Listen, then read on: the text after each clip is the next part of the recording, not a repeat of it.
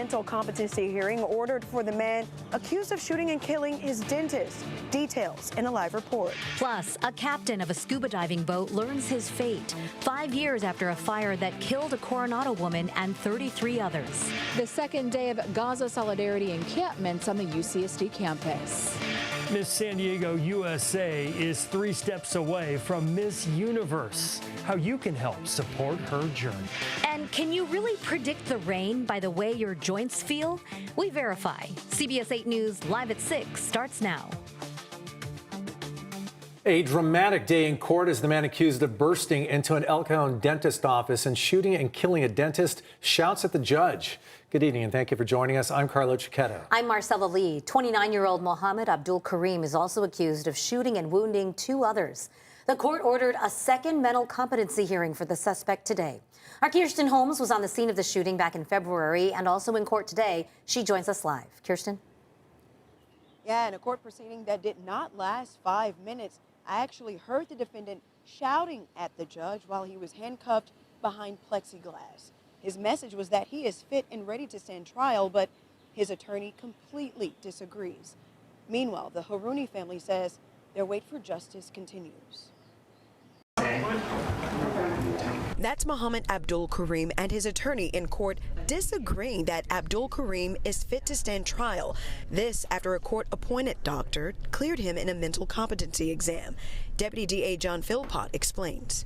Even though it is noted that the defendant does not want that to happen, the attorney can ask for it anyway. And that's the way the law is, and that's what happened. A few of Abdul Karim's relatives showed up at court, and so did a large group of Dr. Benjamin Harouni's friends, family, colleagues, and supporters. It was a tense proceeding where the judge had to admonish Abdul Karim for speaking directly to her instead of through his attorney. Harouni's mom, Hilda, says, as scenes like this play out in court, their lives are on hold. Life has been sucked out of us because Benjamin was center of our household, and without him he hasn't been able to work. I haven't been able to work. We're just homebound. That he did free dentistry for people, and he because of that we want to have continue his legacy. So his brothers have established this foundation called Hearts Over Hate. On February 29th, prosecutors say Abdul Karim walked into the Smile Dentistry office in El Cajon with a gun and shot an office manager, a staffer, and then shot Harouni several times, killing him. The day after the shooting, patients showed up only to find the office was closed because of that shooting.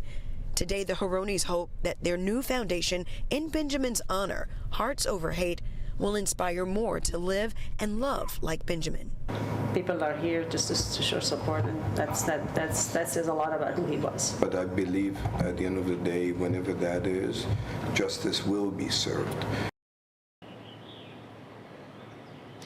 We tried to talk to Abdul Karim's attorney, but she denied our request for comment. His next court appearance is set for July 22nd, and that is when the findings of that independent second mental health evaluation will be revealed. Reporting for CBS 8, I'm Kirsten Holmes. Back to you. Kirsten, what's the message that this family wants to share with the public as they grieve this terrible loss? They have a very unified front. I'm sure the public wants to know. Yeah, the family is really leaning into the life and legacy of Benjamin Harouni with their Hearts Over Hate.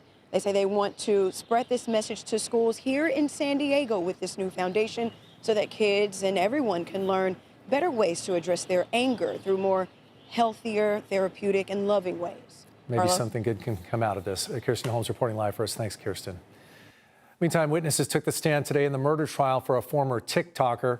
Prosecutors played a TikTok video in court showing Ali Abulaban berating his wife, Anna, while she's on the phone with police. It took place months before her death.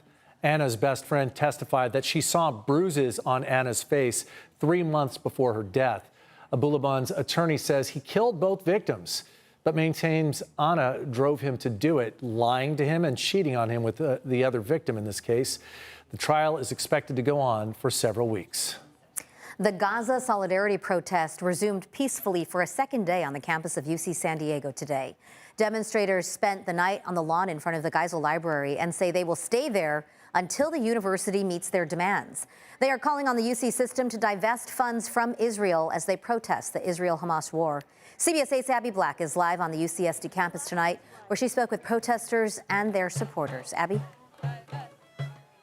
Marcella, the demonstrators have continued to grow throughout the day. We've been here all day, and it remains peaceful. You can hear a drum circle going on. There are campus police and UCSD administrators that are here on Library Walk monitoring the situation. We've talked to people who've come from outside of the campus here to support these protesters. They're hopeful that UCSD will meet their demands. The Gaza Solidarity encampments continues for the second day on the UC San Diego campus. The demonstrators remained peaceful as they prayed and chanted on the grass facing Library Walk. At the end of the day, 40,000 people are dead, and it's the least that we can do. A Palestinian father stopped to support the student protesters who are demanding that UCSD divest funds from Israel. It makes me feel like there is an awakening of the American public opinion. For his protection, the father says that he does not want to share his name, but says that he was born in Rafah in the Gaza Strip, where more than a dozen of his family members have been killed. It's a horrible toll, and when I speak about it, I get emotional. In the crowd of protesters are Jewish students and retired faculty. I'm especially horrified by our depriving people of food and clean water and medicine. Jim Rauch is joined by his Lebanese-Palestinian wife, Doris Bitar. They consider themselves lifelong peace activists and say they want to protect the student protesters. I think they're very vulnerable because the conversation today was ratcheted up by our president. While UC San Diego protests have remained peaceful, today President Biden denounced the violence between pro-Palestine and counter-protesters at other college campuses across the country. Why are we killing those people? Why are we enabling the criminals, the genociders, with our own tax money? Protesters say that they'll remain on campus until the UC San Diego administrators meet their demands. It's the most injustice that you can ever imagine. UCSD says that the chancellor's response to these protests remains as it was yesterday, that the tent encampments are in violation of the school policy, but they do support the right to free speech, and the protests will continue to monitor it to make sure that everyone feels safe on campus. Marcella? Abby, is there any sign that the UC system will meet with protesters, meet their demands, have a conversation? So far, no. At least that's what the protesters have said. But I do want to point out a time in history that many of these demonstrators have pointed to, and that was in the 1980s when there was the South African apartheid, and there was sit-ins and there was protests. And the UC system eventually in 1986 voted to divest $3.1 billion from apartheid governments. So they do believe that it worked then, and it may work today when we're talking about Israel. All right, thanks for the update from the campus of UC San Diego. Abby Black reporting.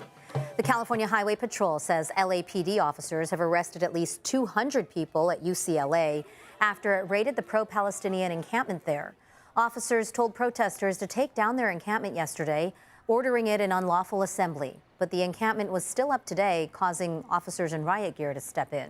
Officers threw flashbangs into the crowd to disperse people. Buses arrived to take away detainees. Some of them were students and faculty members. Hundreds of other protesters voluntarily left the encampment with their hands up in surrender.